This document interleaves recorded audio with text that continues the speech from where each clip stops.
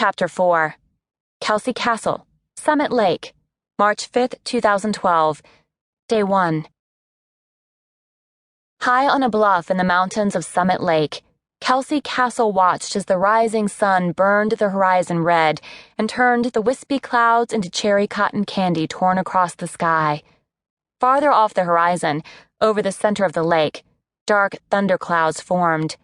A storm was coming, and it reminded Kelsey of her youth, of the sunny rainstorms that always came on her birthday, and of her grandfather's deep belly laugh when they saw the clouds roll in. The downpour happened quickly from newly developed clouds, and her grandfather would whisper in her ear as beads of water ran down their faces and wrinkled their clothes against their bodies. Happy birthday to the Rainmaker. Everyone else ran for cover, newspapers or jackets overhead. Kelsey and her grandfather danced and kicked puddles as the rain came down, all the while a bright blue sky, just beyond the storm clouds, threw slashes of sunlight across the ground and highlighted the raindrops like diamonds pouring from the sky. And just as quickly as the storm developed, it would pass, leaving dripping trees and street puddles that reflected the blue sky. It was an odd phenomenon Kelsey grew to love. That they happened each year on her birthday was a special tag on her life that said someone, somewhere was watching over her on her special day. At least, that's what her grandfather always told her. She walked to the edge of the bluff now and took deep breaths to bring her breathing under control.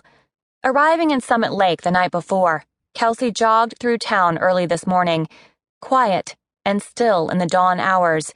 She took 20 minutes to survey the center of town, jogging past storefronts and galleries, and exploring side streets to get a feel for the place. After 2 laps around the town square, the waterfall was her next stop. It was, besides the lake itself, the most famous landmark this tiny town had to offer. And now, standing on the bluff where the falls originated, and looking out over the sunrise and the town, Kelsey wanted to call Penn Courtney and thank him for getting her out of the city and away from her house. Thank him for giving her some time away she didn't want to admit she needed.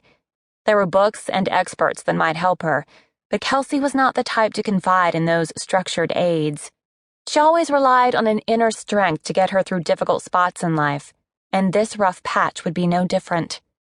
The waterfall fell for 100 feet, passing just in front of the mountain face to eventually crash into the lagoon below. Spruce trees flanked the falls and bearded the mountainside, merging with a dense forest that isolated the lagoon. On the far side of the trees, the town of Summit Lake took shape. From Kelsey's vantage point high on the bluff, the town belonged on a postcard.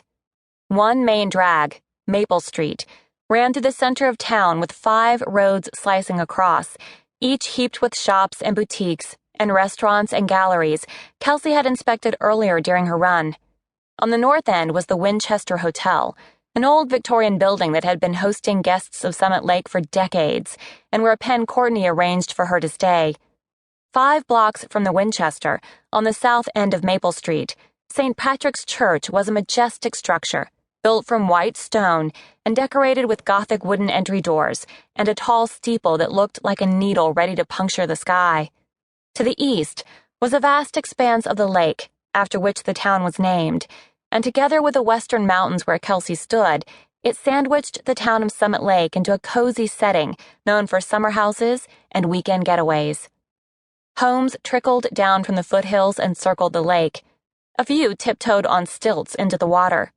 The stilt houses, with tiled roofs and large bay windows, were arranged in 2 long arching rows to give each a beautiful view of the lake. This morning, the cresting sun threw starbursts off the windows. Kelsey stared over it all. Somewhere, in this quaint tourist town, a girl had been murdered. It seemed too nice a place for such a thing to happen. As she stared down from the bluff, Kelsey felt connected to the town. It had a story to tell her. And even though Penn Courtney sent her here to slowly get her swagger back, to ease her gently back into the occupation she once ruled, Kelsey had no intention of taking it easy. She had interviews to conduct, facts to gather, and evidence to discover. Still, Penn knew what he was doing. Kelsey spent the weekend in Miami researching the Eckersley case and picking through the scarce details about how the girl